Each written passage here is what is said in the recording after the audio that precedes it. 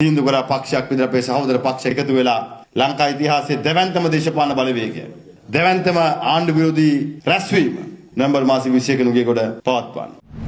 හොයලා බලලා ඉල්ලන්නේ ජනතා GIT තමයි.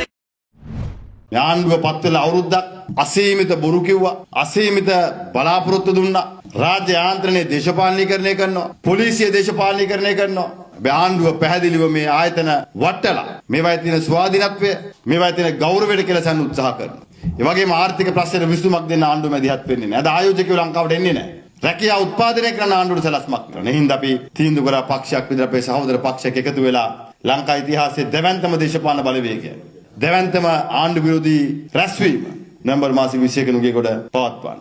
ඒ තුල යම් මත තියෙනවා. විපක්ෂෙත් යම් මත තියෙනවා. සමහර විපක්ෂෙත් අපි දැක්ක 2015 අපි ඒකාබද්ධ විපක්ෂයේ විදිහට හිටියත් විපක්ෂ නායකවරයා විපක්ෂ ප්‍රධාන සංවිධායකවරයා එදා අපි එක හිටියේ නැහැ. හැබැයි අය විපක්ෂයේ භූමිකාව යම් තාක් දුරට කරා සමහරව ආණ්ඩුව එක හිටියා. මේ වගේ තමයි. ඒක අපි තේරුම් ගත යුතු. ඒක තමයි දේශපාලනයේ හැටි.